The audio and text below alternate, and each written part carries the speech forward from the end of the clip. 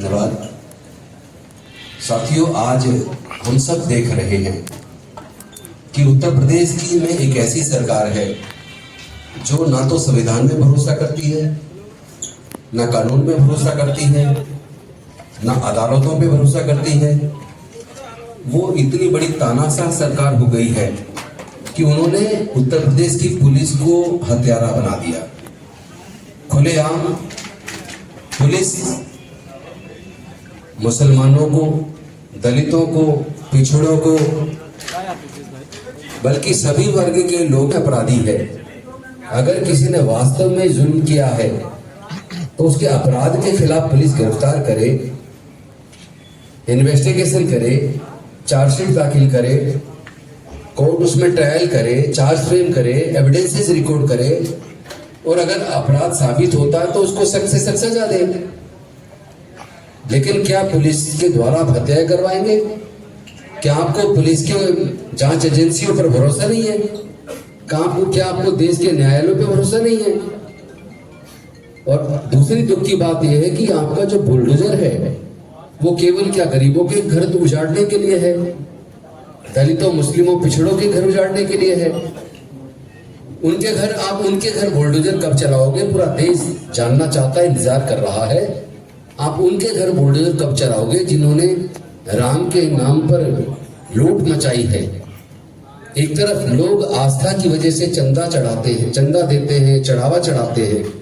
आपने उनकी आस्था का कत्ल किया है। आपने ये केवल चंदा चोरी नहीं की है, आपने उनकी आस्था की हत्या की है। आप केवल चंदा नहीं चुराते, आप विधायक भी चुराते हैं, सांसद भी चुराते हैं। अब तो आप पूरी की पूरी पार्टियां चुराना शुरू कर दिया है आपने। आपसे लोग तंग आ गए हैं।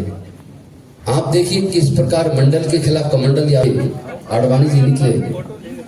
वीएचपी के लोग बताते हैं कि उस वक्त 1400 करोड़ रुपए चंदा इकट्ठा हुआ जिसका आज तक अता पता नहीं है।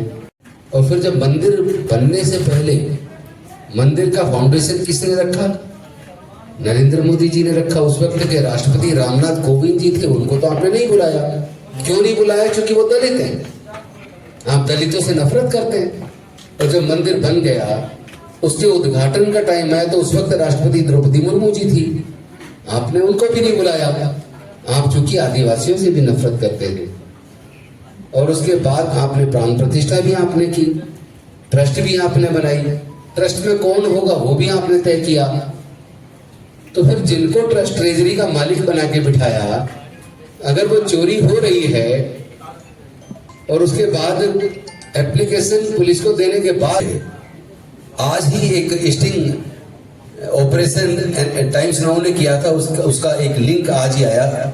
आपने भी टीवी पे देखा होगा, टीवी पे चला है टाइम्स नाउ पे। टीवी के कोई पत्रकार ने एक हार बनवाया और हार बनवा के वो हार वैसे नकली बनवाया, लेकिन असली कह के वो उसको लेके अयोध्या गए राम मंदिर में चढ़ाने के लिए। और वहां जो शख्स मौजूद थे उन्होंने कहा कि ये हार आप दे दीजिए, लेकिन आपको एक फॉर्म भर के देना पड़ेगा कि इस पे आपका कोई अधिकार नहीं है, ना आप इस बारे में कोई सवाल पूछेंगे, और ये ट्रस्ट की प्रॉपर्टी होगी। और भी कई कॉलम उन्होंने उसे फॉर्म में बना रखे थे। और उन्होंने ये भी कहा कि इसका पूरा संचालन अभी भी चंपत राय जी के माध्यम से हो रहा है। इसका मतलब चंपत राय को क्यों खुला छोड़ा? क्यों छोटे कर्मचारियों को उठा के गिरफ्तार करके जेल में डाला? आप छोटे चोरों को डाल रहे हो, लेकिन बड़े चोर बचे हुए क्यों हैं? कहीं ऐसा तो नहीं उनके तार चूंकि दिल्ली से जुड़े हैं? सारा सच सामने आ जाएगा कि किस प्रकार आपने धर्म का इस्तेमाल करके अपनी राजनीति के लिए सत्ता हासिल की। सरकारी लॉ कॉलेज से, NLU से एक डिग्री करने के लिए, और सरकारी इंजीनियरिंग कॉलेज से, मेडिकल कॉलेज से, मैनेजमेंट कॉलेज से एक डिग्री करने के लिए पहले कोचिंग पे 3 से 4 लाख रुपए खर्च कीजिए। उसके बाद फिर जब एडमिशन होगा तो पूरी डिग्री करने में जो फीस होती है सालाना, हॉस्टल का जो खर्च होता है, किताबों का, ट्रांसपोर्ट का खर्च होता है, सारे खर्चे छोड़ दी जाए तो सरकारी कॉलेज से लॉ, इंजीनियरिंग, मेडिकल, मैनेजमेंट की डिग्री करने के लिए 15 लाख से 1 करोड़ रुपया तक चाहिए। तो चौथी इकोनॉमी होने के बाद भारत के लोगों से आपने शिक्षा छीन ली। लेकिन जब भारत गरीब था तब शिक्षा लगभग मुफ्त थी।